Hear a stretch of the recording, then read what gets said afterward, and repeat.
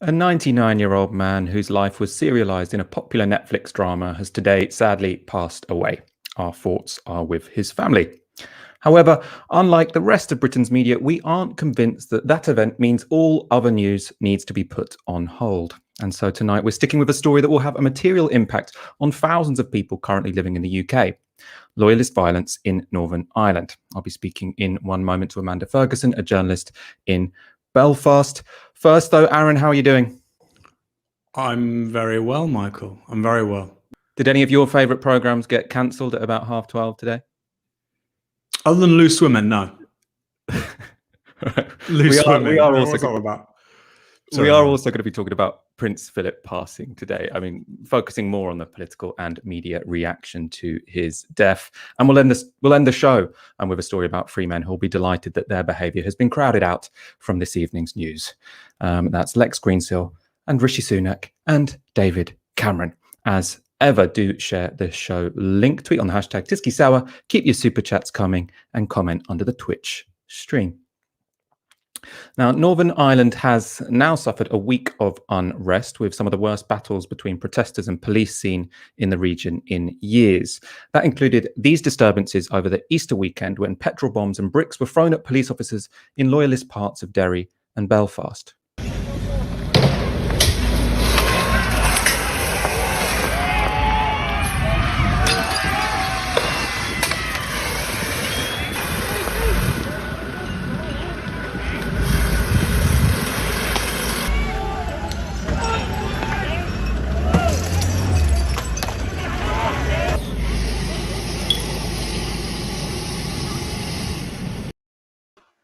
You see, that looks incredibly dangerous for everyone involved. We're going to be talking about the reasons that this is happening. First of all, a few more moments to take you through the events of the week.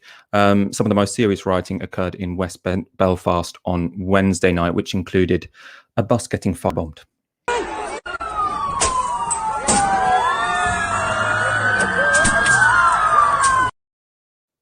Now, it's worth noting the bus driver had already been forced off the bus before the firebomb was thrown. So a horrific event, incredibly stressful and scary, I'm sure, for the bus driver. It wasn't attempted murder, as I think many people interpret it the first time they saw that video. Also on Wednesday night, in scenes which were, very worrying for many people, the gates at a peace line in West Belfast was set on fire.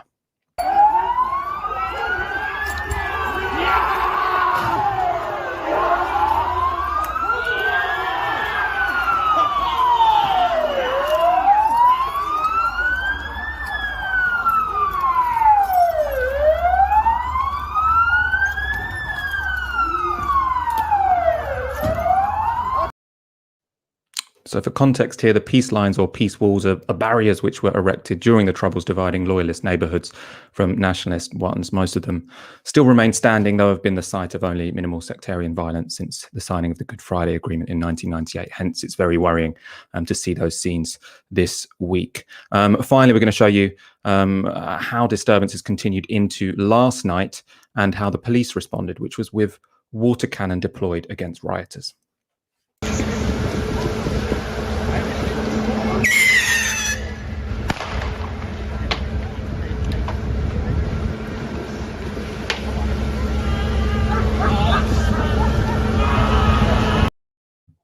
Now, it's worth noting that using water cannon in Britain would be illegal. So it's only in Northern Ireland where water cannon and plastic bullets are allowed to control protests. So that's the nature of the unrest. What has sparked it? So one backdrop is Brexit. This is the one that's been most discussed in the news and on Twitter. Here, the relevant issue is that the UK's exit from the European Union included agreeing to the Northern Ireland Protocol, which puts a customs border down the Irish Sea. Now, this is seen as a threat to the British identity of many loyalists in Northern Ireland. That includes Arlene Foster, the leader of the DUP. She has been very vocal about the threat she believes the protocol poses to Northern Ireland's position within the United Kingdom, even though, of course, it was the DUP scuppering Theresa May's deal that means we have it in the first place. Now, another cause of loyalist frustration, which again has been put forward by many as an explanation for what's going on, was a decision by the Public Prosecution Service in Northern Ireland not to press charges against any of the attendees of the funeral of Bobby Storey. Now, that's despite them being seen to have breached COVID restrictions. And we can see some scenes from that funeral. It was for the former head of intelligence of the IRA and was held last June. It was attended by leading Sinn Féin politicians, including Northern Ireland's Deputy First Minister Michelle O'Neill. And as you can see, there's lots of attendees there. It took place when the limit was 30 due to COVID restrictions. As Michelle O'Neill was Deputy First Minister, that means she had been one of the people who had been instructing people how to follow COVID rules. So that upset a lot of people, and there has been anger towards the police for not stopping it and then for not prosecuting. We have had Arlene Foster again. She's called on the Northern Irish Police Chief, or Northern Ireland's Police Chief, to resign. That hasn't happened, but Foster's call was seen to have stoked anger against the police. Finally, we have a third explanation for the unrest, slightly less political in the capital P sense. This is an argument which is being put forward, especially by the police, where they say what we're seeing is a response by loyalist paramilitaries to a recent crackdown by police, which included high-profile drugs raids and arrests. So it's an issue of criminal gangs, essentially, trying to get their own back on the police. And I suppose, tragically, however you want to put it, it's often very young members of the community who are being pushed to take these actions.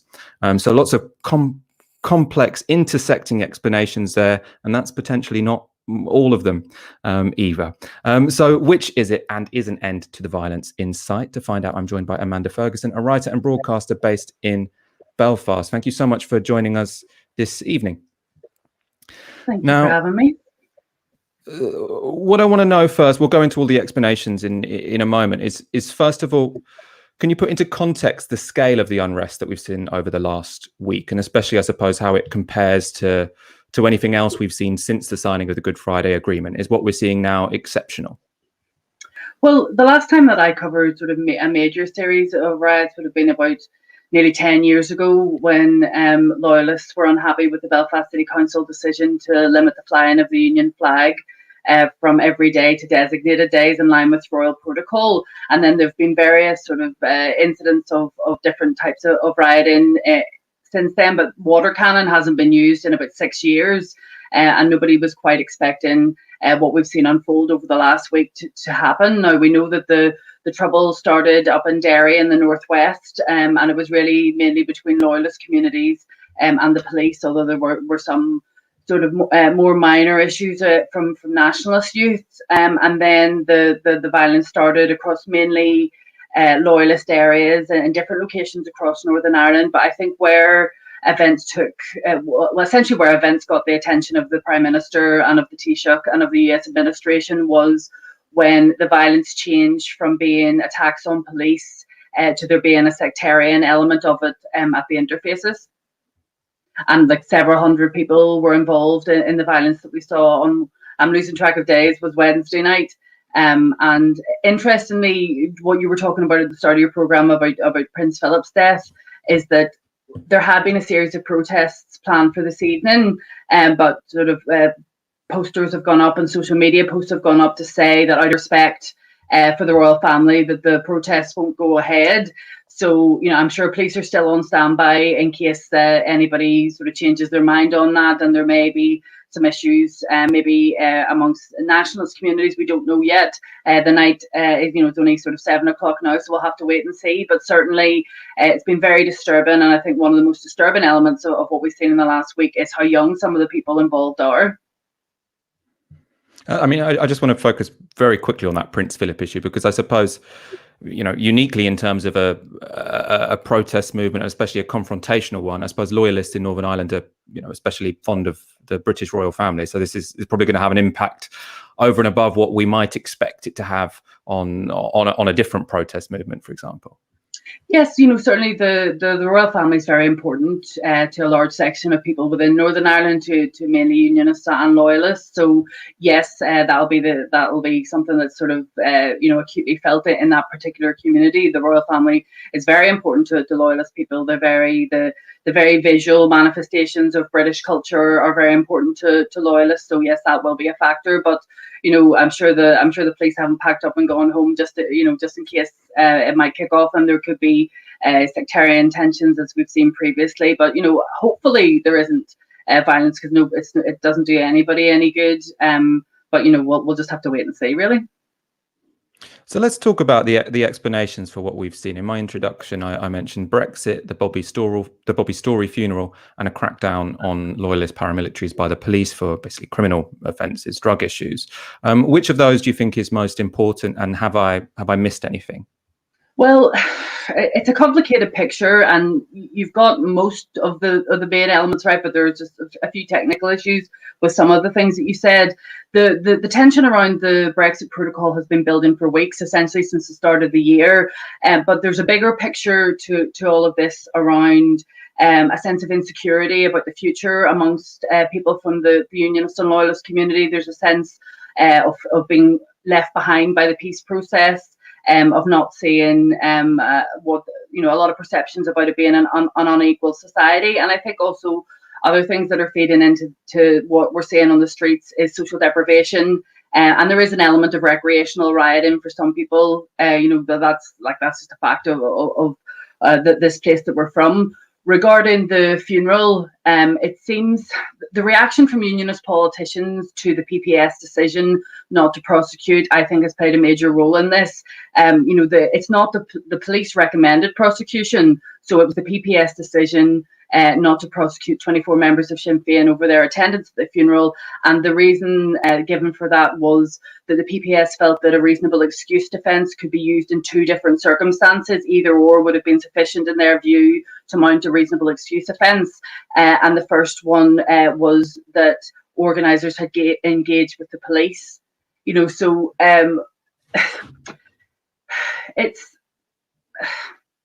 it's a difficult one, because as soon as that was said, then it was interpreted by Unionist politicians that it was the police's fault.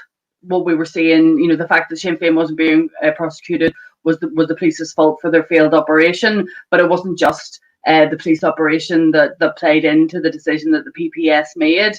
The fact that the second reason that a reasonable excuse defence in their view could have been used was the fact that there was incoherence in the law at the time, that the regulations had changed around 9 or 10 times, the latest being at 11 p.m. the night before the funeral. So calling for the chief constable to resign, it felt as if the anger was being redirected away from Sinn Féin towards the police. And then perhaps, people who've been itching to get onto the streets or to be violent for a long time, perhaps used the angry reaction towards the police to justify what they were doing. Now, there is no justification for the violence that we're seeing, but perhaps the sort of toxic political discourse has fed into what we're seeing to a certain extent. And to what extent do you think this is also about, I suppose, loyalist paramilitary gangs who deal drugs, presumably, if that's what they've been arrested for?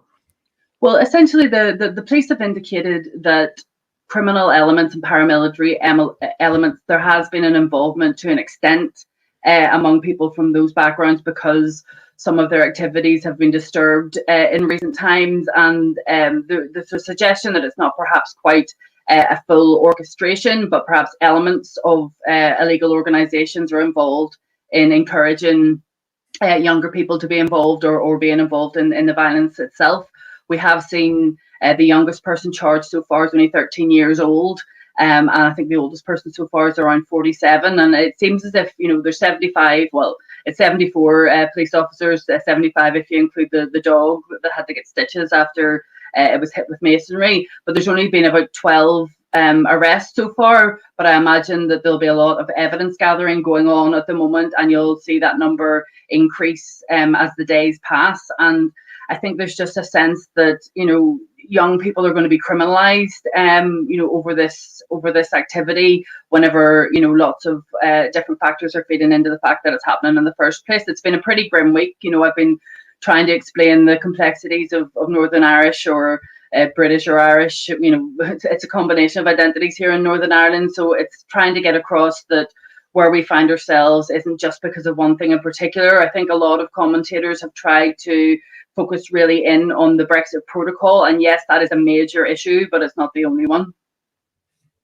I want to look at some of the political reactions to what we've seen. I'm going to start with a tweet from Arlene Foster. She's the leader of the DUP. So in response to that video of the bus being firebombed, which we showed you, she tweeted, "This is not a protest. This is vandalism and attempted murder. These actions do not represent unionism or loyalism. They are an embarrassment to Northern Ireland and only serve to take the focus off the real lawbreakers in Sinn Féin. My thoughts are with the bus driver." Now, that was read as being a fairly incendiary tweet by many people. She's suggesting the real lawbreakers are Sinn Féin, presumably for attending the Bobby Story funeral, and therefore, she's implying that the people who firebombed the bus aren't the real criminals. It was an odd tweet for someone who is the first minister. Then on Thursday, an emergency debate was called in the Northern Irish Assembly. Let's take a look at some clips from that. We're going to show you first Naomi Long, who's leader of the Alliance Party. Then it's Arlene Foster, who's leader of the DUP, and finally Michelle O'Neill of Sinn Féin. Over 55 police officers have been injured in over 36 incidents of disorder, deliberately designed to draw the police into areas to be attacked as they try to protect the community. The scenes we have witnessed of people forced from their cars, bus drivers and passengers ordered off public transport and vehicles set alight are nothing short of disgraceful. The injury to frontline officers, victims terrorised, damage to people's property, the harm to Northern Ireland's image in this, our centenary year, has taken us backwards. And no brick, no bottle, no petrol bomb thrown has achieved or can ever achieve anything but destruction, harm and fear. And we all know where that influence is coming from. It's coming from illegal loyalist paramilitaries and criminal elements that are orchestrating this violence, while they stand back and send youngsters out to do their bidding. These people are no role models for our youth. They're outdated, they're antiquated, and they're caught in a time warp, which has no bearing on where the vast majority of people across the society now are, or indeed where they want to be. So that was just some of the responses to the violence that we've seen from Northern Ireland's political leaders. Amanda, what's your assessment of, I suppose, the leadership that's being offered or lack of it? Or do you see it as politicians stoking the violence or trying to calm it down? And how should we look at the statements from different sides here? Is this something that's mainly being driven by DUP politicians, or is there lots of leaders who have some blame to share here? Well, I think that all of the unionist parties are deeply happy with the protocol, and they all kind of weighed in over the calls for the chief constable to resign. I think that the politicians on the union side perhaps weren't expecting their angry words to sort of influence what we've seen happen over the last week. I think it's interesting that you're pointing out that tweet that Arlene Foster has put out that has caused such controversy, because I sometimes wonder, I know that Arlene Foster is quite keen on Instagram because it's a sort of friendlier platform for her. I know that she gets a lot of online abuse on Twitter, and I would like to know whether she actually tweeted, if that tweet is something that she has written, or whether that's something that has been written maybe by one of her reps. I don't know. I don't know the answer to that question, but it was very much felt that the focus was all wrong. That I think most people can see the difference between attending a funeral, no matter how sort of large it was or how offensive it may have been to other families that were grieving, and the difference between that and someone throwing a petrol bomb on a bus. I think it's clear, that the violence that we've seen is unacceptable, and I think that some of the politicians, almost on the unionist side at this point, are trying to be a bit more measured in what they're saying, but I think they're finding it difficult because there's so much contempt amongst the politicians up at Stormont. Like, I was doing a piece for the Washington Post, and I interviewed the Justice Minister, and she said that the atmosphere up at Stormont's really horrible, that there's thinly veiled contempt among the politicians, and that there's a lack of generosity that's been there from the start among them, and it's got worse as time has passed. I think that whenever we had the recall of the Assembly, it was important for the Assembly to be speaking with one voice to demonstrate to the public, what's happening, and what's happening on the streets is out of order and that should be happening. But I think that the unionist politicians are still trying to sort of straddle that sense that they still want to get across that they're annoyed with the chief constable, while also saying to people, don't break the law. But certainly, I think that the role of politicians in this has been pretty major. And how are the DUP viewed within unionist communities in Northern Ireland? Because from an outsider's perspective, it just looks like they have been, the worst politicians in terms of fulfilling their own goals of anyone I can remember in my recent memory. What they're angry about now is the Northern Ireland Protocol, which creates a customs border in the Irish Sea between Britain and Northern Ireland. But the reason we have that is because they blocked Theresa May's deal, which would have kept Northern Ireland and Britain in the customs union, essentially, or in a backstop whereby there weren't any borders. So, I mean, it seems in a way almost laughable that they blocked the solution that would have maintained the integrity of the United Kingdom, and now they're incredibly pissed off that the outcome that they brought about exists. Is that a very, I suppose, London-centric view of me, or is that how people are viewing it in Northern Ireland as well? Well, I think that people only really started paying attention to political parties here whenever the DUP, well, obviously historically there's interest, but whenever the DUP were propping up the Tories at Westminster, then all of a sudden all eyes were on Northern Ireland. And I think that is a common thing that happens when something affects you, then you suddenly become interested. So when the Brexit question came up, there was more interest from the other side of the border in Ireland. There was more interest from Britain about what was actually happening in Northern Ireland. And I remember at the very start of this having to sort of do a dummy's guide to the DUP for various elements of society who just weren't familiar with them at all. The DUP is the biggest unionist party in Northern Ireland. It gains the most votes, has the most political reps, of any of the unionist parties. Obviously there's the Ulster Unionist Party as well, and the traditional unionist voice, the TUV, which is really a one-man band, and Jim Allister, and then the PUP, the Progressive Unionist Party, which has historic links to the UVF, and then there's independent unionists as well. So I think that it's complicated because there seems to be the sort of Westminster side of the DUP and then the Stormont side of the DUP, and there seems to be a power struggle going on internally within the Democratic Unionist Party, and they are in a tight position because while they still command a lot of support, a lot of people within the unionist and loyalist community are angry with them.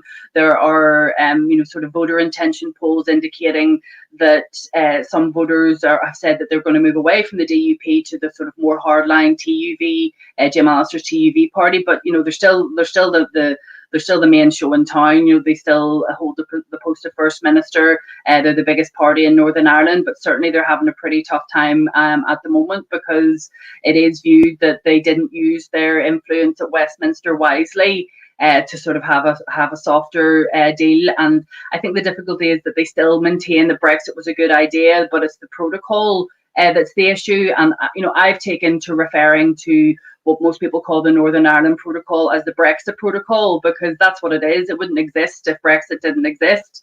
And there was always going to be a border somewhere. And, it has to be made clear that while the distress that is caused to loyalists and to unionists by the Brexit Protocol, and there's definitely a need to finesse it and make it pragmatic and make it work for everybody. And I think the EU and the UK government both have to work equally hard to do that. I think that,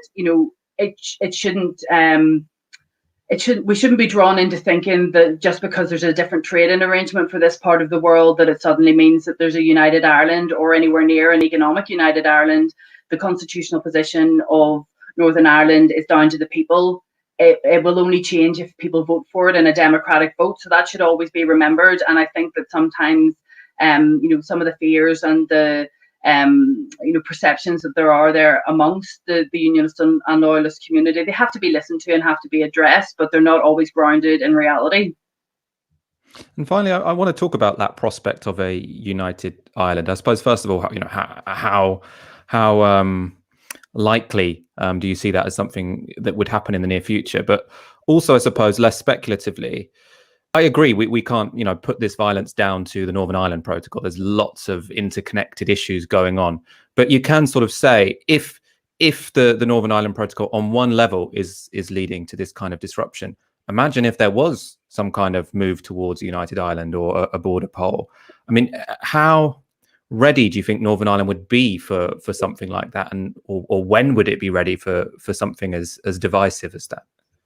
Well, I think that, conversations around a border poll and Irish unity have been happening for many, many years. What Brexit has done is accelerated those conversations, and it's now moving to a point where the sort of demographic and political landscape of Northern Ireland is changing, and you're seeing that we're kind of falling into three categories now. It's almost like a place of minorities. It's like a third unionist, third Republican, a third other, and those others do include unionists and Republicans. It'll probably be that middle ground section that maybe vote for the Greens or vote for Alliance that actually decide the outcome of a border poll, because the people who are unionists are set. They know that that's their thing. The people who are Republicans are set, but there's those people in the middle who could perhaps be persuaded. But there are also people in the middle who already have a position, but they just don't feel the need to vote on traditional party lines on that matter, because they know that the only vote that actually counts whenever it comes to it is a border poll. Now, I am of the view that Irish reunification will happen in maybe the medium to long term. It's not going to happen in the next year or two, but I certainly think that that's the trajectory that we're on. I think that most people have a sense of that, or an understanding of that, or a feeling that that is something that might happen. And I think that feeds into a lot of the fear and a lot of the distress that we have at the moment, because there's a realization that Northern Ireland is changing, that it just doesn't look quite the place it was whenever Ireland was partitioned, or 50 years ago, or 30 years ago, or even 20 years ago. And I think that we're mature enough to have decent conversations around that. It's up to unionists to sell the benefits of the UK. It's up to Republicans to sell the benefits of Irish unity. But certainly, no matter what happens, it's going to be, we saw with the Brexit referendum, of course, it's going to be tricky, and it's not going to be an easy conversation. But what I would rather do is hope and pray that, well, not that I would pray because I'm not religious, but hope that it would not sort of descend into the real pit that the Brexit referendum debate did, because I think that would be really bad for society. But whatever happens, that border poll happens. It's a democratic vote. It's up to the people to decide, and Northern Ireland remains part of the UK for as long as the people want it to. And if they decide that there's something different in their future, nobody's going anywhere. We're all going to either be British or Irish, or both or neither, either before or after that happens. So we have to work harder on the reconciliation part of the peace process, because it's not just some random event that happened in 1998 and that's it, done with. It's something that constantly has to be worked at. Amanda Ferguson, thank you so much for joining us this evening. All super interesting. Thank you. That was Amanda Ferguson, a journalist in Belfast. Let's go to a couple of comments. Teresa Easton with a tenner. Thank you very much. I would love Novara to give the Roma community a platform so we can learn more about how the police bill is going to affect them and what we can do to support them. Thank you so much for your comment. We'll definitely be covering that issue more in the future. But also, I should say, we did a great interview last Friday on exactly this topic. So I do recommend you go back and check that. And then also the Friday before that, we also covered the impact on the Roma community of the police and crime bill. So there's quite a lot of Novara Media content you can go and consume already, but we will definitely be reporting more on that, because it is the police and crime bill makes it a very key issue, a key ongoing issue. And before we go on to Prince Phillip, because we are going to go on to Prince Phillip, Aaron, I want your take. I mean, we've seen lots of sort of FBPers saying, ha ha ha, Boris Johnson, it's your fault that these buses are burning, and it all seems a little bit crass. But at the same time, Boris Johnson did promise there wouldn't be a border down the Irish Sea. Then he put a border down the Irish Sea. I mean, it does seem like the Conservative Party have played pretty fast and loose with this issue.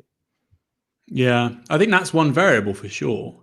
But I think it's kind of this idea is monocausal, that, if this hadn't happened, if Britain had voted to remain in the EU, or if the Brexit deal had been different, or if Brexit had been overturned, this wouldn't be happening. I think that's actually deeply insulting to many people that live in Northern Ireland, whichever community they're in.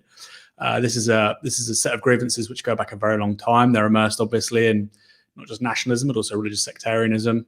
And there is, of course, also the economic context. I think that's something that we can't ignore. you're looking at a year of an economic depression alongside all that. You will have rising crime, generally speaking. We've not had it in the UK, but generally speaking, during an economic downturn, you have rising crime. You have young people who perhaps would get involved in forms of confrontation otherwise wouldn't. I think if Britain comes out of this pandemic and Brexit with just what we're seeing now, I think that would be judged by the powers that be as not successful, because of course they're horrendous scenes. But I think that there were expectations of something like this being highly possible. In the long term, I think, what I guess said was really strong. I think there does feel now that there's an inevitable pull towards Irish unification. Although, like she said, there is strong argument to be made by unionists. They, could argue that we can have the best of both. We can have access to the single market while also being part of the UK. You could see how they could leverage it in a really, I don't think, a progressive way. I don't personally think that Northern Ireland should be a part of the UK, but I also recognise it should be up for people in Northern Ireland to decide. But you could see how that could be quite a convincing argument. But what's really surreal is that nobody really in Northern Irish politics seems to be doing that. The DUP, like you said, Michael, just seem to be supremely useless politicians. In so much as they had a position on Brexit, they torpedoed the May government, and now they're getting their comeuppance. They're reaping what they sowed, and they're not quite happy with what they've got. And you think, well, you could have stopped this, and you chose not to. Where's that coming from? So it's a strange one. It does feel like it does feel like the inevitability of Irish unification is partly the result of just really bad politicians on the side of unionism.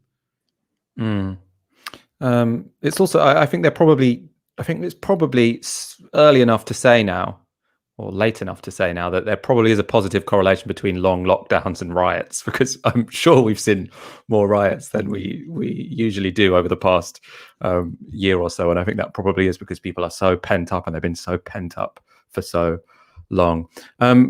Before I move on to our next story, I do want to remind you, you can tweet your comments on the hashtag Tysky Sale. We will be going to those throughout the show. Britain's media and politicians have apparently had plans in motion for this moment for decades. When a royal passes away, our lives are not supposed to carry on as normal, which meant at around 12:15 today, anyone watching any programme on the BBC saw it interrupted by the following message. We are interrupting our normal programmes to bring you an important announcement. You're watching BBC News from London.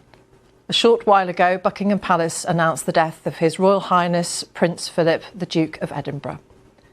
In a statement, the Palace said, "It is with deep sorrow that Her Majesty the Queen announces the death of her beloved husband, His Royal Highness, the Prince Philip, Duke of Edinburgh.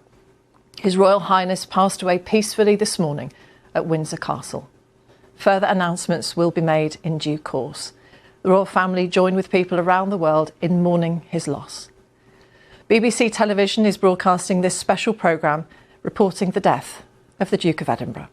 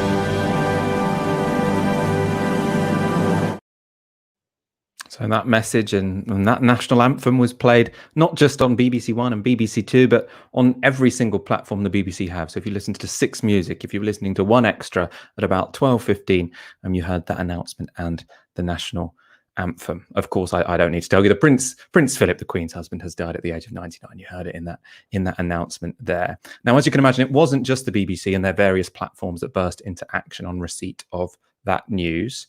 It did feel at times a little bit like living in North Korea. Every TV channel, every radio station, or almost every radio station, reverted to specialist coverage of the Duke's death. One of the scenes that I thought was sort of most striking as well was that this wasn't just confined to television and radio. If you were walking around in the streets, you would have also noticed what happened. This was Piccadilly Circus today. Well, they've taken down whatever advert was there and replaced it with the news about Prince Philip.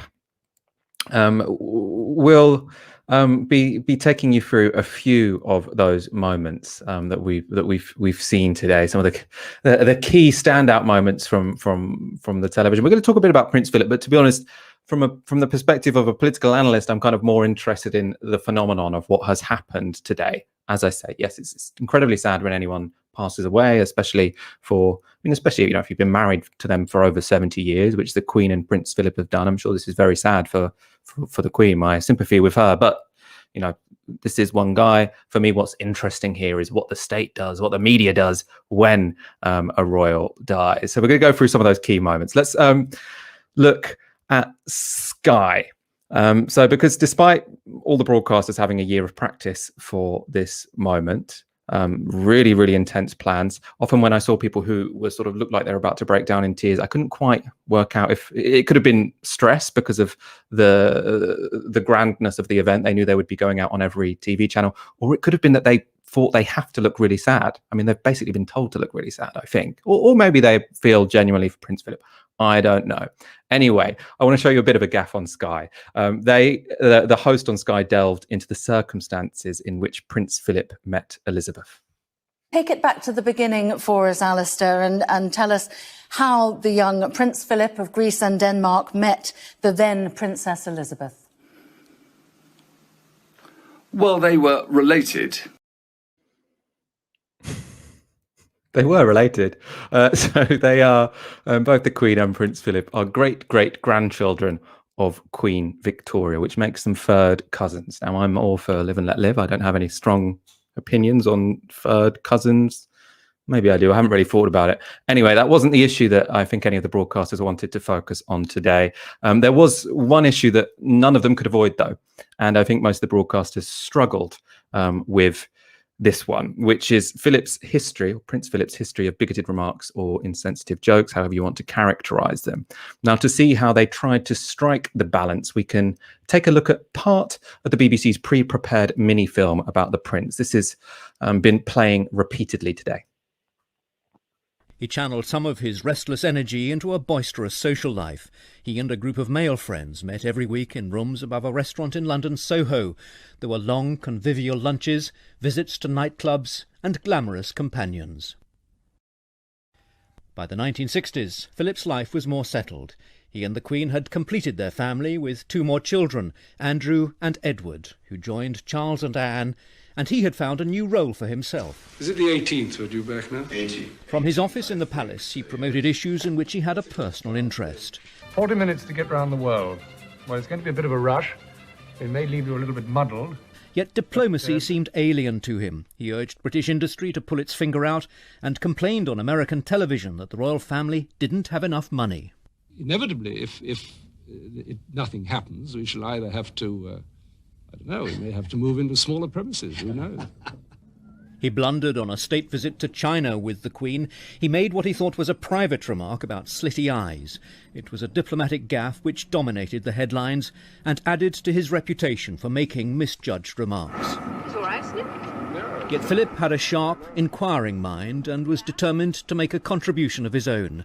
The groundbreaking 60s film Royal Family was made largely at his instigation because he felt it was time for the family to show a more human face to the world. The salad is ready. Good. And for many years he toured the globe as president of the then World Wildlife Fund, speaking out about the need to conserve nature. We depend on being part of the web of life. We depend on every other living thing on this planet, just as much as they depend on us. So they called it a gaffe. You might call it something else. In 1986, Prince Charles told British students during a royal visit to China, "If you stay here much longer, you'll all be slitty-eyed." I mean, that's just out and out racism, isn't it? That's not just a gaffe. Obviously, he had a very complex life. It's not just a racist, but I mean, that's quite black and white there. Aaron, I want to bring you in at this point, I suppose, both on how you think the media, I mean, they'd call it his colourful past. You might call it some bigoted remarks you've made, but how have you seen this whole, I mean, it's been a massive event, hasn't it? The way that the media and all the politicians have been forced to, or have willingly, I don't want to presume, have responded to this event. Yeah, I think it's kind of surprised us, the extent to which it's taken on this profile. But then look back, Princess Diana, even the Queen Mother, the Queen Mother actually constitutionally didn't have a particular role. That was huge, that was really driven on by the BBC. Most people didn't really care.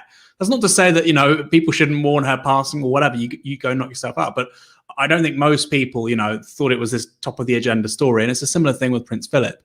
And it does speak to the role of the monarchy and the fact that, it's a key constitutive part of the British state. And I think, people could say, oh, this is terrible, whatever. And again, I'm not minimizing that or saying, obviously my commiserations go out to his family. Anybody who's lost a loved one or a member of their family, knows where that comes from, obviously. But at the same time, if you were told, well, Monday, we were told on April 12th, things are going to go open again. Actually, that's being put back a couple of days because Prince Philip's died. I think most people would say, hang on a second, that's a bit much. They wouldn't want disruption to their life, which of course is what we'll be seeing with the Queen Elizabeth II, when she passes away. This is just a dress rehearsal for that. And that is going to be an extraordinary few weeks. There's a huge operation behind that, massive resources. There will be, regime coordinated mourning, and you've said North Korea. I mean, there's no other analog really around the world. So this is a foretaste of what's to come. And of course, it's sad for the family, but I think most people, if you say Prince Philip, what do they think? Like you say, gaffes, that often means just plain old bigotry. And of course, it is also important to say he was 99 years old. This is a guy who was born in 1921, before the Wall Street crash, before the Great Depression, before the Cold War. Hitler hadn't even, had the beer hall putsch. Mussolini hadn't even come to power. So, I mean, it is really an entirely different world. And that, to me, sums up what today's been about. We're seeing the confrontation. And this is a contradiction and a tension within the British state more generally, right? Between modernity and between feudalism. The monarchy is a fundamentally feudal institution. And the way we're having the state choreographed mourning is they want us to mourn like we're feudal serfs. Again, that's not an exaggeration. That's the role here. The monarchy is meant to be, she's the incarnation of the state. It's if you believe in that stuff, it's a really big deal when her husband dies, when the father of the next king of England dies, when the grandfather of his successor dies. Of course, most people intuitively in the modern real world don't think like that. So they look at this kind of state coordinated stuff and think, that's a bit much, isn't it? Well, you're right. It is a bit much. Well, it's difficult when you say most people, because I got no idea. And I mean, that's why I'm not particularly noisy in these sort of like, oh, it's a disgrace that we're doing all this, because, maybe obviously my sympathy goes out to the Queen and his direct family. But if there are people who had no idea, who'd never met Prince Philip, who are also sad, I mean, sure, I want to rain on their parade. But I do have to, at the same time, and this is sort of, partly conflicts with that, I did find it quite distasteful, actually, when we've lived through a year of a pandemic. There were many days when over 1,000 people died in a 24-hour period. And again, he's 99. It was often people who were in older age, elderly people, people's grandparents. And for none of those did we, interrupt every single program on television. For none of those we did that.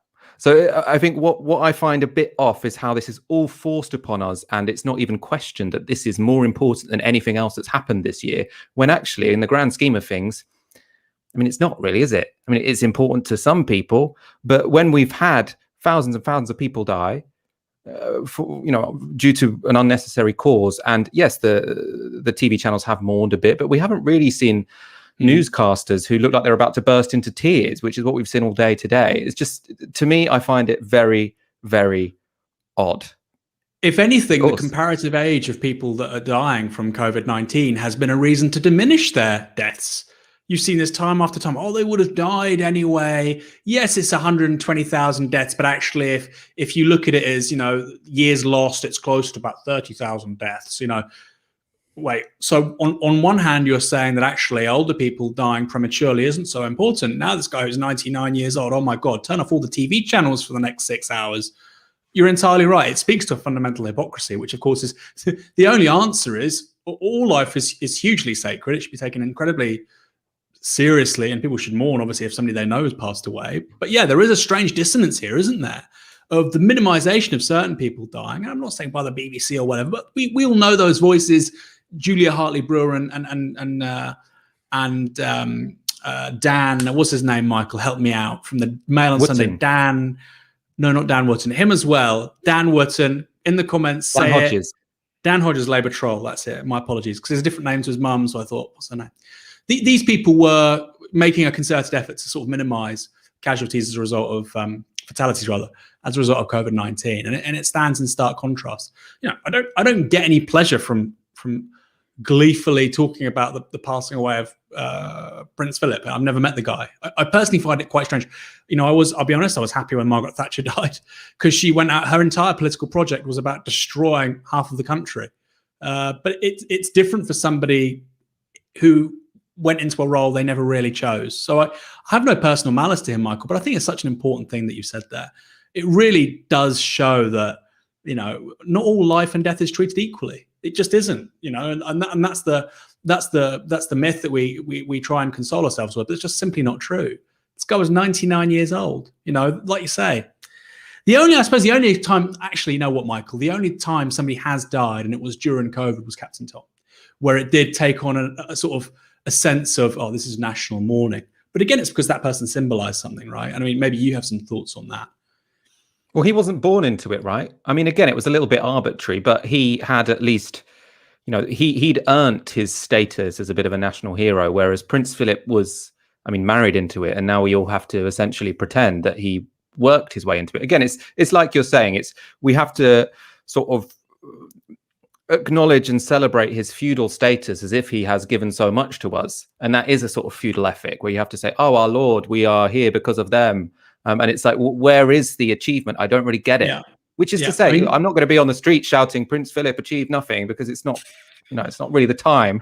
But whilst we're being forced to sort of mourn this as if it's more important than any other death, I find it distasteful. Okay, no, I think, again, returning to that thing I said at the start about how you've got effectively two sort of conflicting ideologies. You know, as a feudal monarch or a feudal monarch's husband or children, you don't need to work hard. It's not meritocratic. But of course, you know, the prevailing ideology since the 1950s, arguably, the modern ideology of the second Elizabethan age has been about, you know, if you work hard, you get what you want. And, you know, an ethos of public service. And this was something which was conscientiously kind of aspired to by the royal household after the 1950s, you know, after Elizabeth II takes the throne, because they understood that, you know, what, we can't just carry on as usual, you know, playing cards and having a great time. We have to cultivate this sense that actually we're doing this in the public interest. Of course, it's nonsense. Of course, it is complete nonsense. The country would be perfectly fine with an elected head of state, or actually with no head of state at all, one might argue, or purely ceremonial president like in Italy or in Ireland or in Germany, of course. But in order to perpetuate consent for this institution, we need to hear all this garbage. And this is garbage, but how hardworking he was and how influential he was and what he changed. He was a regular aristocrat who married a woman who, purely by coincidence, because her uncle, you know, abdicated the throne, becomes the Queen of England. That's it. You know, he wasn't a remarkable man. He was a normal aristocrat who wanted to enjoy life, and consequences turned out in such a way that, you know, actually he turned out to be an historically important person, in so much as he's the father of the future King of England. But again, there is nothing, you know, incredible about him, or, you know, world changing or epoch defining. You know, Britain tries to persuade itself it's so understated and so, you know, stiff upper lip, and then you just hear constant superlatives about everything and everybody. You know, where's it come from? I think that's such a good point, actually. Yeah, it's really not. I find it quite undignified, the whole thing. Let's go to a couple of comments. Ricochet tweets on the hashtag Tysky Sour. Is Michael Walker wearing black clothing because of Prince Philip and he's a closet monarchist? Traitor, off with his head. Well, I'll have you know, for one, this is dark blue, and two, I don't really need a special occasion to wear black or a dark colour. So no, I'm a Republican. It's a coincidence that I'm wearing this T-shirt now. And MTG Forest with a £5 donation says, I doubt the media will give similar thought and dedication to those who've lost their lives during this pandemic or holding the Tories to account. Now, I agree. And again, this isn't even to say, I think the media in many occasions have dealt quite sensitively with the human cost of this pandemic. Not always, but sometimes. But none of it compares to this. And I think the fact that we have, and I don't actually think when 1,000 people died of coronavirus, we probably should have interrupted every single program on the television at 12:15. I just think it's a bit over the top. But doing something so over the top for this issue, to me, does seem to diminish those other sad events. I mean, that's how I come to it. Let's go through some of Prince Philip's, they're called gaffes on the media. Some might call them bigoted or at least grossly insensitive. You can decide how you'd like to describe them, but we're going to hear them a lot over the next 24 hours referred to as colourful. But we're probably not going to get them plastered across the television very often. So because we're an alternative media platform, let's give you the alternative rundown of things Prince Philip has said. Remember, if he has a job in terms of public service, it's to be a bit of a diplomat. So if he's undiplomatic, that's there's a bit of a problem with the public service. Anyway, I'll take you through them. This was during the 1981 recession. Lots of people unemployed. Prince Philip says, everybody was saying we must have more leisure. Now they're complaining they're unemployed. Which is, he was such a moral leader for our country. In 1984, after accepting a small gift from a local woman in Kenya, he said, "You are a woman, aren't you?" I mean, that's the stuff where he's speaking to people in the former British Empire is, to me, the grossest. 1988, we are now. He was speaking to a German news agency, and he said, "In the event that I am reincarnated, I would like to return as a deadly virus to contribute something to solving overpopulation." That's worth noting. You can be reincarnated as anything. He's chosen a deadly virus to contribute something to solving overpopulation. Now, when everyone says on the news, I've heard it so many times today, his redeeming factor was he was an environmentalist. You've got to remember, when aristocrats are environmentalists, normally what that means is they want to control the birth rates of the poor. It's almost universal, actually. Most really posh environmentalists are kind of eugenicists. I don't want to say he was, capital E, but I mean, that comment speaks for itself, doesn't it? Let's go to 1995 to a Scottish driving instructor. Remember, these are supposed to be the people keeping together the union. He says, "How do you keep the natives off the booze long enough to pass the test?" It's incredibly. It is. I don't know. I'm not Scottish. I feel like, am I allowed to laugh at that? I don't know, but you can see what he was thinking, or at least if you're not averse to being a little bit racist, it's a well-constructed joke. 1996, we're in response to calls to ban firearms after the Dunblane shooting. Prince Philip says, "If a cricketer, for instance, suddenly decided to go into a school and batter a lot of people to death with a cricket bat, which he could very easily do, are you going to ban cricket bats?"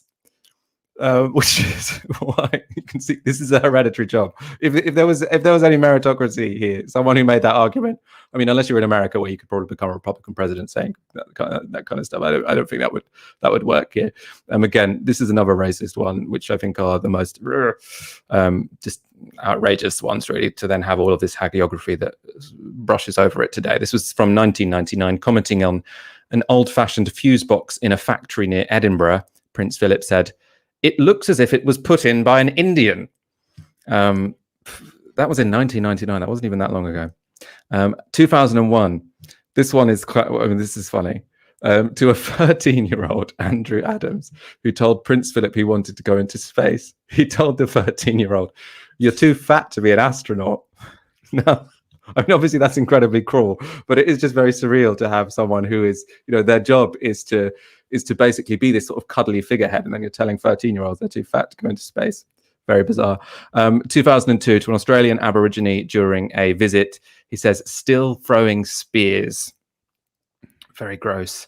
2009, another racist one. After looking at the name badge of businessman Atul Patel at a palace reception for British Indians, he said, "There's a lot of your family in tonight." Oh my God, you can see why they took him off royal duty, can't you? And my final one, this was to Malala Yousafzai, I've often heard Malala Yousafzai. He told her, children go to school because their parents don't want them in the house. Now, the context here is that Malala survived an assassination attempt by the Taliban and now campaigns for the right of girls to go to school without fear. Now, Aaron, as I've said, some of those in a way were constructed in a funny way. I wouldn't make the jokes, but now they're there. I mean, he was a 99-year-old who said some bigoted things. There will be many 99-year-olds who said some bigoted things over a period of 99 years, I suppose. But it was also his job to be a diplomat. And I suppose all of the media platforms are struggling as to how to describe this. They're all talking about it very euphemistically. They were gaffes. I've heard people on the radio, the official newsreaders say colourful language. And it is a bit like, it's a bit awkward, isn't it? Sort of covering for him in that way.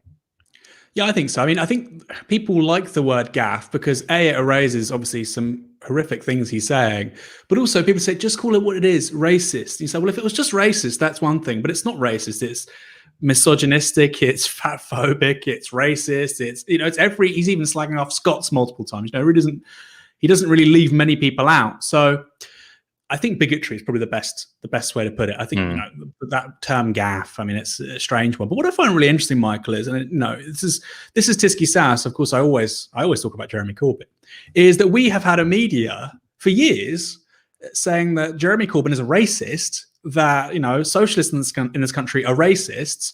Then we have somebody who has an encyclopedia. You could fill the shelves up with all the files of him saying bigoted comments, Prince Philip. Nobody's going to say the word. Right. And I think that really does say a great deal about the state of the conversation around racism in this country. We've just had the Sewell report. You can correct me on that pronunciation, Tony Sewell. But it was the report that came out at the end of March. And, its conclusion was basically Britain's the least racist country around. Basically, that was the conclusion. And when we see Donald Trump say these things to Piers Morgan in 2018, saying, I'm the least racist person there is, we laugh, right? In a similar way that we laugh at Prince Philip because it's absurd. It's a stupid person saying something really absurd.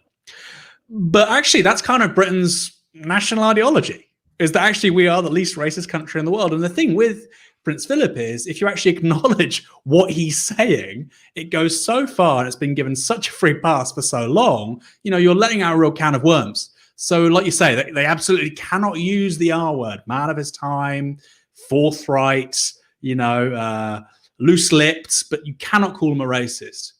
And I think that's quite revealing, really. And it tells you about the complete absence of sincerity about having a meaningful conversation about race and racism in this country. Like you say, he's a complex guy. He died. I don't want him to be remembered by everybody forever as a racist. Cancel Prince Philip, right? But, let's just call facts. He was a guy who said lots of racist things. Doesn't seem a particularly difficult thing to do. I mean, that's how literally most people will associate, Prince Philip with their sort of mental mood board. They would say, oh yeah, he said some really, really crappy things, actually. Some might find them funny or whatever, but that's what he would be associated with. And even the people that find them funny would accept they were racist. And yet we're not really talking about that. And I think that's really important. I think that really tells you a lot about the British media and about our political culture. Yeah, I think it is offensive to not say the R word, as you said. Obviously, this happens in a context. This death happens in a context where we've been talking about the royals much more often than we would have been doing, and everyone has really, and because of the interview with Meghan Markle and Prince Harry on Oprah. Now, people on British television seem to be on their best behaviour today, so I haven't seen many people draw the connection between that interview and this death, judging correctly that, one, it would be insensitive, and also that it would be ridiculous. This was a 99-year-old in ill health, dying quite an unremarkable death. Fox News in the US, though, were a bit more cavalier. Did y'all watch The Crown? Yeah, of course. I know it's fictional, but it's based obviously on this true story, and just to watch their ups and downs throughout that, and then the fact that they stuck together, 99 years old. Right, and they also, married 73 years, was pretty amazing. And also, if you factor in this, there are reports that he was enraged after the interview and the fallout from the interview with Oprah Winfrey. So here he is trying to recover, and then he gets hit with that. He also was reportedly very transparent about his distaste for Fergie when she was married to Prince Andrew for a while. She was a little bit different for the royal family's taste, I guess. So at 99 years old, he passed away. Sorry. I mean, that went viral because people were quite outraged about drawing the connection to Meghan Markle, which I think is quite outrageous. But also, I do find the way Americans talk about it a little bit refreshing because it's just so much less sincere. They say, "Did you watch The Crown? I love The Crown. I love the royals. Everyone loves the royals." And then he just lists people that Prince Philip didn't like. He's like, "Yeah, Fergie. He didn't like Fergie, did he?" As if that's got anything to do with him dying. Very, very strange. In any case, I do find that a more refreshing way to talk about the royal family, even if it is Fox News. Let's go straight on to some of the political responses to this. Obviously, we focus on the media response, which will be, I think, the thing that affects us most if we turn on any of the channels today. There's also, of course, been a political one. Let's take a look at Boris Johnson's statement. Like the expert carriage driver that he was, he helped to steer the royal family and the monarchy so that it remains an institution indisputably vital to the balance and happiness of our national life. He was an environmentalist and a champion of the natural world long before it was fashionable. With his Duke of Edinburgh award scheme, he shaped and inspired the lives of countless young people, and at literally tens of thousands of events, he fostered their hopes and encouraged their ambitions. We remember the Duke for all of this, and above all, for his steadfast support for Her Majesty the Queen. Not just as her consort, by her side every day of her reign, but as her husband, her strength and stay of more than 70 years.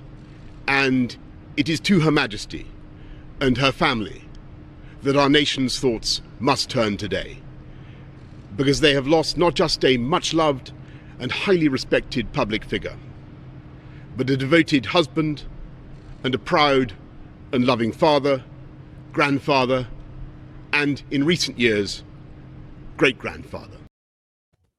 Again, it's all a bit, we must turn our thoughts to them today. We must do it. Must we? Is it not our choice? Also worth noting, again, the redeeming factor, he's an environmentalist. Remember, he's someone who wanted to be reincarnated as a virus because he thinks there's too many people on the planet. The two things are connected. Let's go to Keir Starmer. I don't think anyone was expecting a particularly wild tweet from Keir Starmer. I'm not going to complain because he didn't tweet that he was a Republican. But let's look at what he had to say anyway.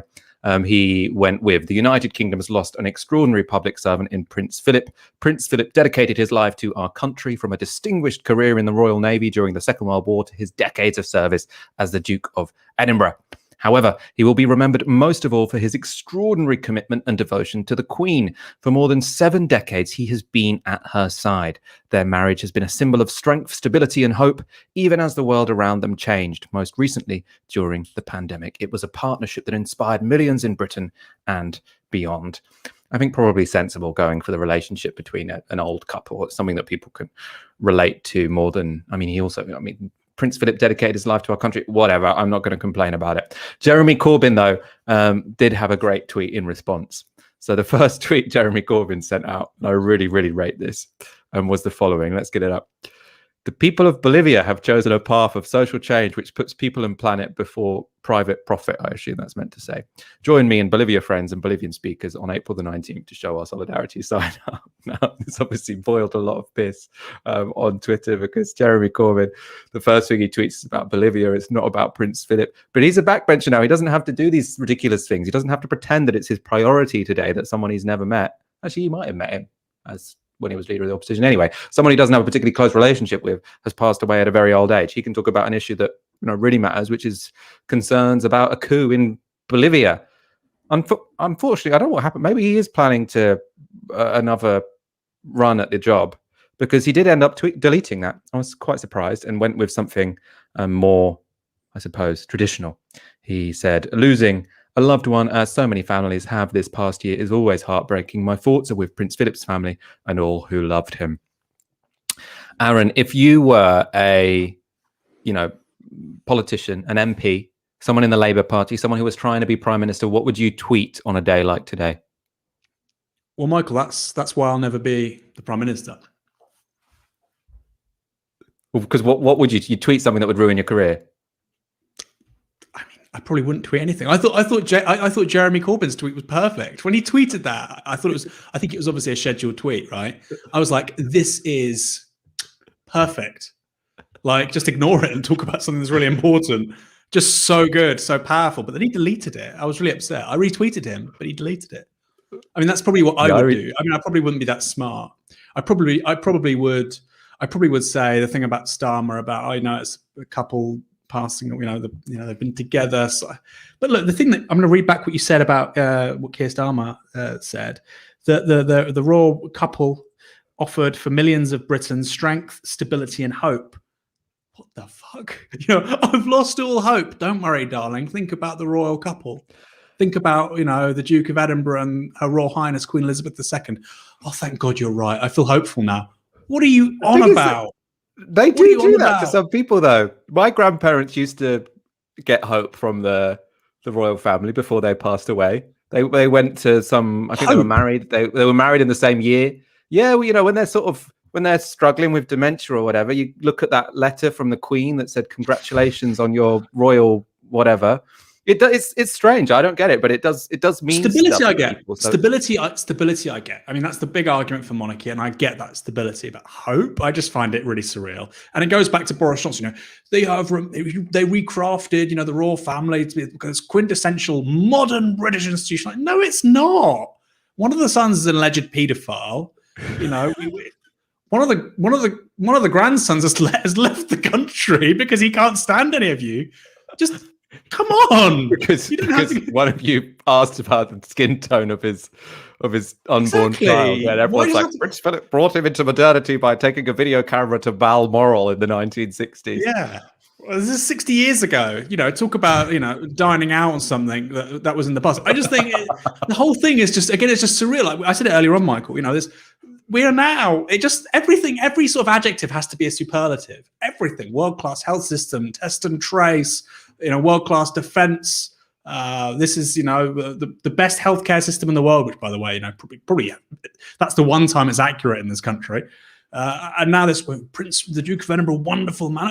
Nobody believes this. It's really, really strange. I really wish Mark Fisher was still with us, because there's this whole public discourse which nobody. You're saying your grandparents believe it. Fine. Honestly, Michael, I don't think many people believe it. I don't think many people think Prince Philip was an extraordinary man.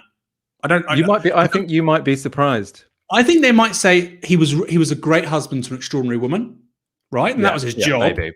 But he was just he had a walk-on part. Let's be real, and he knew that, and that's probably what he excelled at. He didn't screw up. If he did any bad, he did lots of bad things. I'm sure very little of it got out. I watched The Crown. I know. I know what happened in that bar above, in Soho when they first got married. But so yeah, okay, he did his duty, and that's what matters most to these people, to the blue bloods. But he was a bit part player. Let's get a comment. Eleanor Sikorsky with 1999. Thank you very much. Hello from Nottingham. Please wish my partner Lewis a happy birthday. 30 tomorrow. Watching Novara keeps us both grounded and entertained, hoping one day Novara will grow enough to have correspondence outside the big smoke. Absolutely. I'm hoping for that as well. But with your financial support, thank you so much. That becomes ever closer. And happy birthday to Lewis. Yes, that was it. Happy birthday to Lewis. Good age, 30. Means you can get the AstraZeneca vaccine, something to look forward to.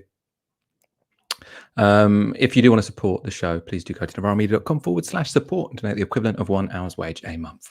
We're going to go to our final story, which I'm going to race through. In response to a Freedom of Information request, the UK Treasury has released texts sent from Chancellor Rishi Sunak to former Prime Minister David Cameron about potential government support for Greensill Capital. Now, Cameron, who worked as an advisor for Greensill until it collapsed, had been seeking to use his connections to get the troubled financial services company access to emergency government loans. The Treasury has not released a text from David Cameron. They say he sent them with the expectation that they would be kept private, but they have released the replies from Rishi Sunak. They released the messages Rishi Sunak sent to David Cameron when David Cameron was asking for Rishi Sunak's help for the company he worked for. It's all very familiar, all a little bit gross. Hi, David. Thanks for your message. I am stuck on back-to-back calls, but we'll try you later this evening. And if it gets too late, first thing tomorrow. Best, Rishi. Then on the 23rd of April. Hi, David. Apologies for the delay. I think the proposals in the end did require a change to the market notice, but I have pushed the team to explore an alternative with the bank that might work. No guarantees, but the bank are currently looking at it and Charles should be in touch. Best, Rishi. A source close to Sunak and Cameron has told the BBC that David Cameron messaged the Chancellor multiple times on his phone. So he was really trying to use all of his connections to benefit this company, which he was now working for. He also contacted 2 other Treasury ministers. He was really, really going through his phone book. It all looks very, very embarrassing for David Cameron, very, very undignified. What about Rishi Sunak, though? So the word in question that can look dodgy, and Labour have been focusing on Sunak's claim that he had pushed his team to explore options for Greensill, which Labour is suggesting signals the firm got preferential treatment due to personal connections. Rishi Sunak got a text from someone he knows, and then he pressured his civil servants to give extra attention to this particular company. That to most people would look like unfair advantage. The alternative interpretation, and the one that Rishi Sunak probably wants you to believe, is that actually he was just fobbing off Cameron in a polite way. So he's saying, oh, I'll try my best, but I can't guarantee anything. It's the kind of thing you say when actually you're not going to try anyway. Well, there's no smoking gun with Rishi Sunak. I think that, I don't know if you disagree, but I think, it's difficult to make any conclusive points with Rishi Sunak. I mean, he may have, made some really bad calls, may have some really bad motivations, but generally speaking, for me, I mean, this just sums up our former Prime Minister, Dodgy Dave. Dodgy Dave is the beast of Bolsover, Dennis Skinner once called him. He's just playing so hard and fast with what should be serious matters of public probity. And this is one moment where he's been caught out, and it's been done and executed in such a mundane fashion. You wonder what else is there on David Cameron. I find it hard to believe. He was always adhering to the rules and Mr. Probity, and that this was the exception. I find that incredibly hard to believe. And bear in mind that this is the man whose head of comms at Number 10 Downing Street was Andy Coulson, right? I really think Cameron is an underwhelming personality, and also he just wasn't in the job for very long, and his political agenda wasn't particularly gripping. It was austerity, right? From 2010 to 2016, he was in a coalition. But actually, I think with the passage of time, I think Cameron will really go down as a deeply amoral, kind of unscrupulous political figure. At least Blair was part of a broader project, which he believed in. Yes, he had that kind of messianic thing.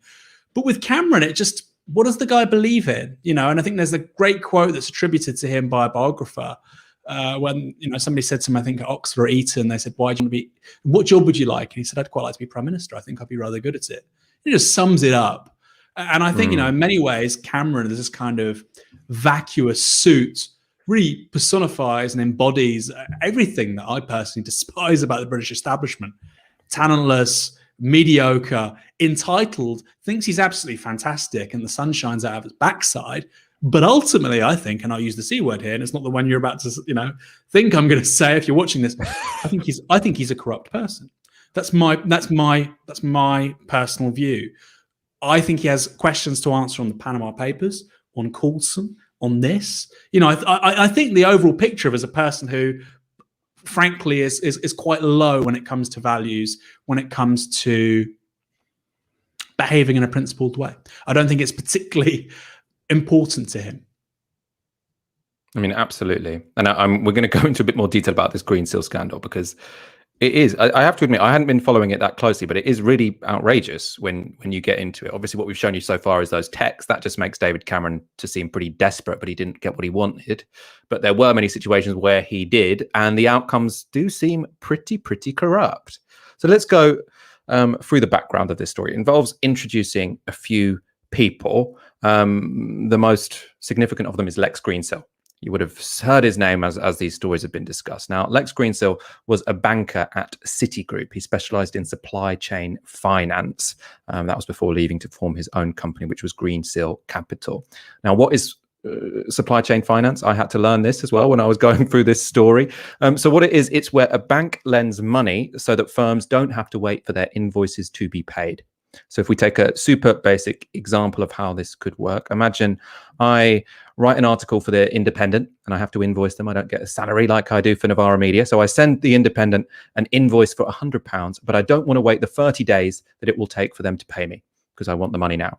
So to tide me over, instead of waiting, I get a bank to lend me the value of the invoice now minus a fee, and then I'll pay that loan back when the Independent actually pays me. So in this example, the bank pays me £95. As soon as I send the invoice, I pay back the bank £100 when the invoice actually gets paid. That's what supply chain finance is. Obviously, in that scenario, a bank makes a fiver. That's the fiver that Lex Greensill wants. So that's who Lex Greensill is. That's the industry he's in. Next character who is quite important, is Jeremy Hayward. Now, Jeremy Hayward was the country's top civil servant during David Cameron's time as PM. He had a lot of power and influence. He passed away recently from cancer, sadly. He was also close friends with Lex Greensill. That was because they'd worked together at Morgan Stanley, which was a Wall Street bank. It's all seeming quite cozy, these relationships between the banks and government. Now, because in the early 2010s, it was very fashionable to bring business people into Whitehall to offer their expertise, and Hayward thought Greensill was a good, interesting guy. He brought Greensill into government to impart his knowledge about supply chain finance. Let's go to a Sunday Times report. So they report that towards the end of 2011, Hayward engineered a Whitehall role for Greensill. The banker would spend 6 months exploring whether supply chain financing could help the state to pay suppliers more quickly.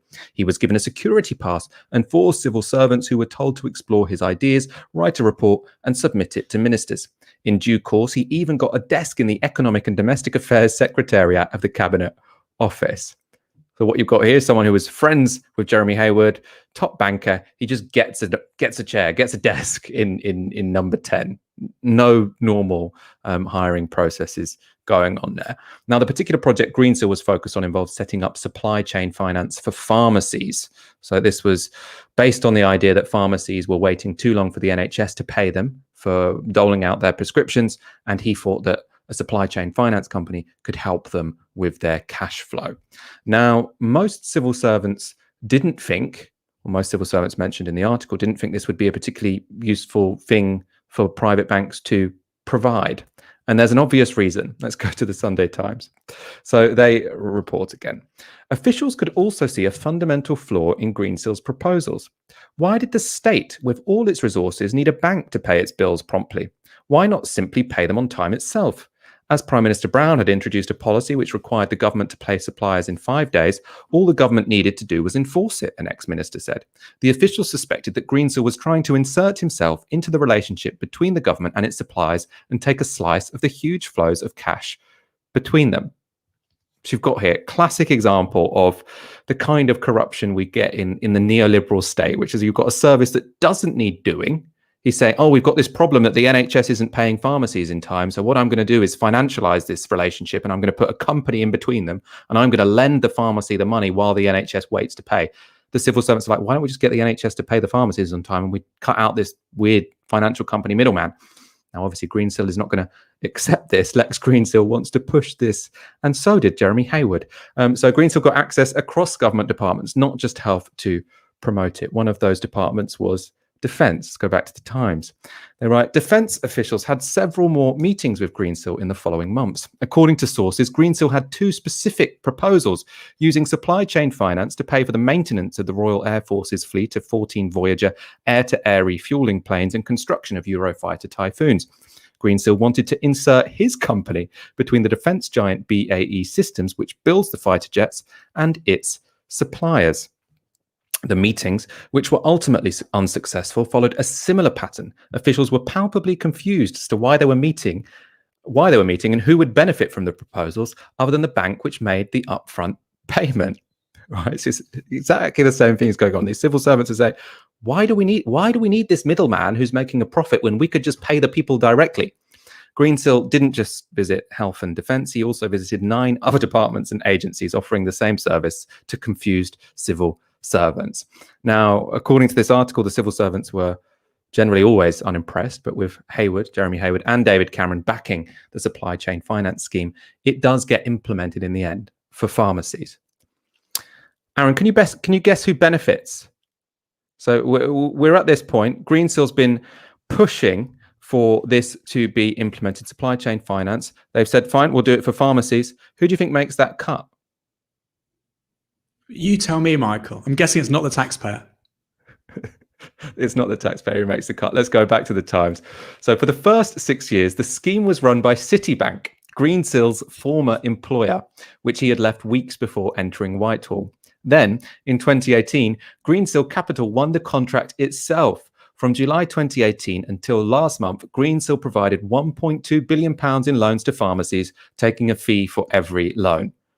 So what we have here, Lex Greensill gets invited into the centre of government to push through a policy which benefits no one but financial services.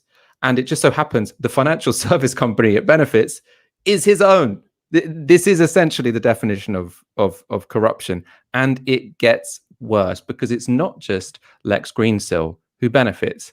It's also David Cameron.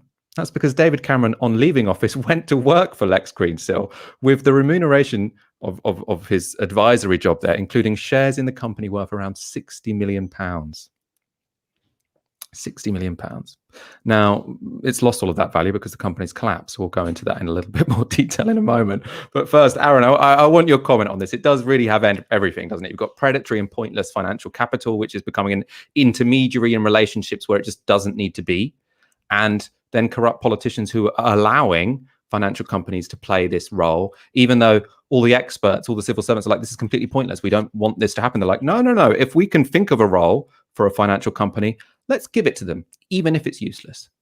Yeah, there's a sort of the theory of the state, which is why, you know, Britain hasn't operated with a constitution and a lot of its protocols aren't codified for so long, is because there's this theory of the state you call the good chap theory of the state. And people are good chaps, and you know they don't do anything untoward, and they're not corrupt, and they're not nakedly, brazenly selfish and looking purely out for their own interests. Of course, it was never generally true, but I think in the last couple of decades, it's just kind of come apart. And people talk about Boris Johnson, but it didn't start there. I think you can go back to Blair with Campbell, and I think really particularly with Dodgy Dave. I think it's kind of crystal clear what's going on here. And so you've got an interesting story. And I think on the left, we have a unique perspective on this because it's not just corruption. This brings together, yes, sort of personal avarice and corruption, but also alleged corruption, but also, you know, neoliberalism, financialization, this impulse, this desire, this craven pursuit of just profit from anything, outsourcing from privatization. And now, of course, we have the idea of a private firm being the intermediary between a creditor and a debtor when it comes to, you know, the state mucking around with money going here and there. And it makes no sense at all. Makes no sense at all as how a private business do this. None at all, which, as you've said, is the reason why most civil servants push back. But the same could apply to so many points of economic common sense, which everybody accepted during the Cameron premiership. For instance, you know, the state shouldn't be borrowing money. It's better for private corporations to borrow the money and to pay for things, and we'll pay the private corporations. Now, if that kind of sounds familiar, what do you think PFI is, right? And that wasn't introduced by Cameron or by Boris Johnson or even by Tony Blair. I believe initially it comes with Major, and then of course it's mainstreamed with Blair and Brown. So we are looking at a sort of 20-25 year lead into this stuff just becoming incredibly normal. And so, yeah, in isolation, I think the average person, if they were exposed to the facts as lucidly and as simple as you've laid them out, Michael, I think it's a really clear exposition of what's happened. I think most people go, well, that's absurd. This is crooked. Well, actually, you know, it's only, I think in many ways, it's only the most sort of transparently crooked variant of what has actually been the norm in public policy for a very long time. You can look at Carillion. You can look at, you know, West Coast or East Coast Main Line going into private ownership, then public ownership, then private ownership. You can look at the privatization of Royal Mail. You know, time after time after time, you can see big banks being taken into public ownership and then privatized at a loss, and a bunch of individuals making loads of money. George Osborne, of course, puts those shares of private banks, I think it was Lloyds and HSBC, they're sold at a massive loss. Well, not a massive loss. It's a complex story, but basically they could have made more money for the taxpayer than they ultimately did. And I think most people were aware of that at the time. So yeah, this is not an aberration, and yes, Lex Greensill has questions to answer. So does Rishi Sunak. So does David Cameron. But it's actually, it's just a snapshot of a governing orthodoxy which we've had for decades. And I think now people are looking at it with Carillion, with Grenfell, with Serco, with G4S, particularly with the test and trace stuff, and they just go, "This is a wacky way to carry on. Why do we persist in giving public funds to private companies to not do a very good job?" And so, yeah, this is the most egregious manifestation of something much bigger, I think. It's also a snapshot of modern capitalism because it tended towards collapse. So the fees that the state were paying to Greensill for providing this intermediary service between buyer and seller, which wasn't really necessary, that wasn't enough for him. So to increase the profits, when he got this fee, he would then parcel off the debts as securities, and the whole thing unraveled. So he ended up in loads and loads of debt. It's all collapsed. The company is worth nothing, and now thousands of jobs are at risk, including thousands who work for Gupta Steel, who were financed by Greensill. So, I mean, just a terrible story about terrible people who are providing no useful service to society, but creaming off profit for themselves. Also worth noting, David Cameron, just in case you needed any less respect for him, as part of his job for Greensill, he also went on a camping trip with Mohammed bin Salman of Saudi Arabia. That was soon after the killing of Khashoggi, on behalf of Greensill, again, to try and sort out more of these pointless lending industries in Saudi Arabia, because there's lots of oil money rolling around. Aaron, we're going to end here. Any final comments on Greensill and David Cameron? Yeah, I think, it talks about the absence of state capacity means that increasingly governments which favour neoliberal policy bring in private business and private corporations to do things. And of course, that means less state capacity, which means you need to get more of those people in, these spivs, right? There's no other word for them. Mariana Mazzucato talks about this really well in her most recent book. I interviewed her in Novara Media. People can check that out on the YouTube channel. And I think, it's something we have to really push back on it. And I think, the British state has just been hollowed out of capacity, across whole swathes of services it provides. Not entirely. Clearly, we've had an amazing success with the vaccine rollout, for instance, but it's nowhere near as resourced and as capable as it was, 2-3 decades ago. And so you have this kind of carcass which is being fed on by these vultures like Greensill. And the question is, how much longer can that go on for? And there has to be a point where people say enough is enough, and we might not be there yet. By the way, these things can carry on for a really long time. But what it indicates to me as well is that sort of Labour's pitch on, competence, and I don't think that's good enough. I think you need to label this as, a manifestation of a failed ideology, and of course, Keir Starmer is reticent to do that. And by the way, I think Keir Starmer is smart enough. I think the people around him are smart enough to isolate the problems with this and actually draw a line between, say, PFI and Greensill. The problem is Labour right MPs and so on aren't. And those are the people he's kind of in the pocket of at the moment. He's at the mercy of at the moment. And so this is one of those moments where if Jeremy Corbyn was Labour leader, if you just had a left-wing Labour leader, they could lay out the facts. And I think with Carillion was a great example, right? This is a microcosm of a far bigger problem, right? You've got these huge themes, these huge categories we talk about all the time, white supremacy or neoliberalism or, market capitalism. People only really understand them through the micro. And I think, if you can't tell a story about the failures of modern capitalism through Greensill, you can never do it. And my worry is this just gets reduced to a story of personal corruption, which it's not. Let's end it there. It's been a long show, but it's been a very big news day. Aaron, it's been a pleasure to spend my Friday evening with you, as always. It's been my pleasure, Michael. Sorry, I was just looking at some of the comments. It's been my pleasure as always. Was on you. That's fine. It's been a long, as I say, it's been a long show.